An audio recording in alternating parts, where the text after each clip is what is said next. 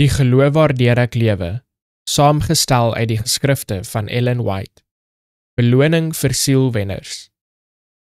En die verstandiges sal glinster soos die glans van die uitspansel, en die wat baie tot regverdigheid lei, soos die sterre vir ewig en altoos. Daniël hoofstuk 12 vers 3. In ons lewe hier, aards, hoe sonde beperk dit ook al is die grootste vreugde en die hoogste opvoeding in diens. En in die toekomstige staat, onbelemmer deur die beperkings van die sondige mensdom, is dit in diens dat ons grootste vreugde en ons hoogste opvoeding gevind sal word. As iemand se werk bly staan, sal hy loon ontvang. 1 Korintiërs hoofstuk 3 vers 14. Heerlik sal die beloning wees wat gegee word wanneer die getroue werkers rondom die troon van God en van die Lam vergader. Hulle was deelnemers met Christus in sy lyding. Hulle was werkers saam met hom in die verlossingsplan.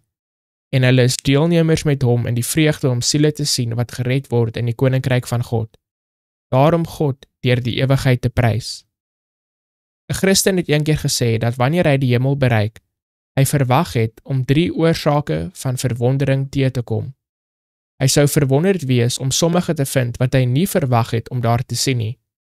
Hy sou verwonderd wees om nie sommige te sien wat hy verwag het om te ontmoet nie. En laastens, hy sou die meeste verwonderd wees om so onwaardige sondaar soos homself in die paradys van God te vind. Baie wat as Christene op aarde in hoë plekke gestaan het, sal nie gevind word by die gelukkige skare wat die troon sal omring nie.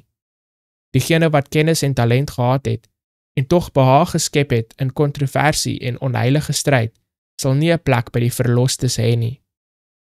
Hulle het begeer om 'n groot werk te doen, sodat hulle deur mense bewonder en gevlei kon word, maar hulle name was nie in die Lam se boek van die lewe geskryf nie. Ek ken julle nie, is die hartseer woorde wat Christus tot sulkes rig. Maar diegene wie se lewens mooi gemaak is deur klein dade van vriendelikheid, deur teer woorde van liefde en simpatie, wie se harte teruggedeins het vir stryd en twis, wat nooit enige groot werk gedoen het om deur mense geprys te word nie. Hulle word opgeteken in die Lam se boek van die lewe.